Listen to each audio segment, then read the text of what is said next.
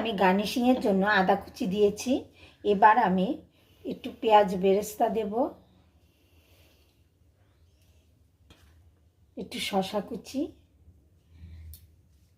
আর একটু ধনেপাতা কুচি।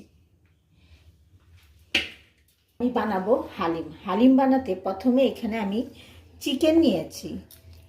এই ছোট ছোট পিস করে আমি চিকেন নিয়েছি।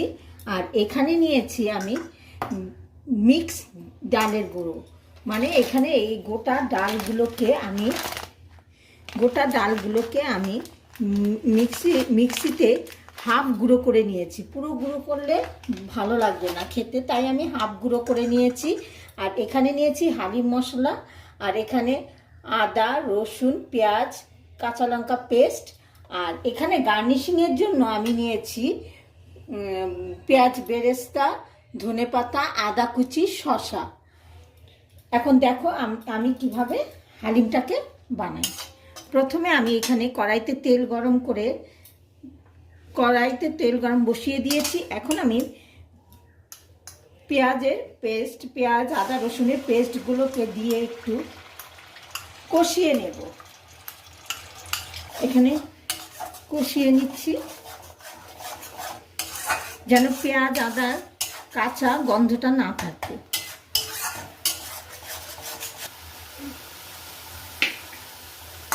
কষানো হয়ে গেছে, এখন আমি মাংসের টুকরোগুলোকে দিয়ে দেব।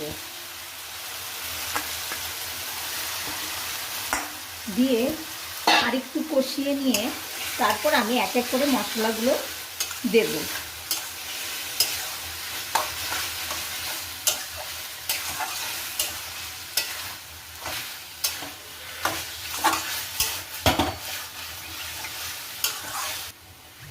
এখানে অল্প একটু জল দিয়ে নেব, না হলে মশলাগুলো পুড়ে যাবে।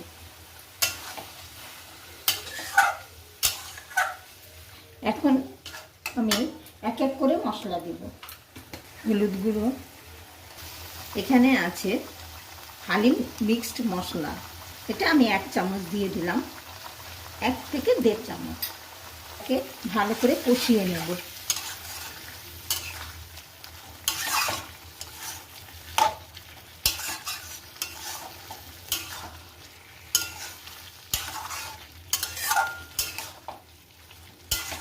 এখন এটাকে ভালো করে কষিয়ে নেব।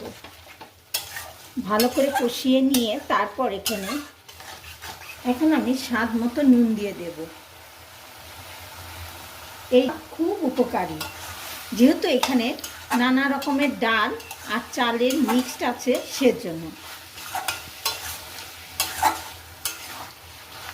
বাচ্চা থেকে বুড়ো সবাই খেতে পারবে। এবার এটাকে আমি একটু সরিয়ে নিয়ে অন্য ওভেনে বসিয়ে দিয়ে এখন এখানে আমি আরেকটি হাঁড়ি বসিয়ে দিলাম। এই হাঁড়িতে আমি জল দেব।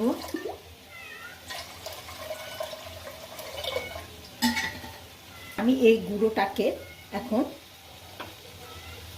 দিয়ে নেড়ে দেব। ভালো করে নাড়াচাড়া করে মিশিয়ে নেব, যাতে এখানে দানা না পেকে যায়।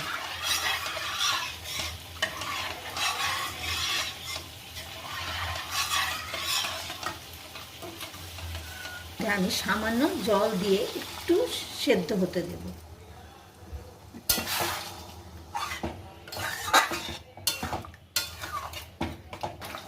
এটা ফুটে উঠেছে। এখন আমি এই মাংসটাকে, এই চিকেনটাকে এটার মধ্যে দিয়ে দেব।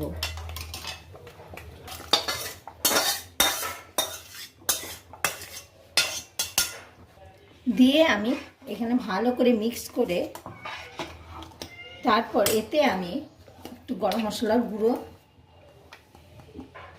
অ্যাড করব। আমি আরেকটু লবণ দিয়ে দিচ্ছি, যেহেতু নুনটা একটু কম হয়েছে। দিয়ে এখন আমি এটাকে নাড়িয়ে আবার একটু ফুটতে দেব। ফুটে উঠলে নামিয়ে নিলেই তৈরি হয়ে যাবে আমাদের হালিম। এরপর আমি গার্নিশিং করে,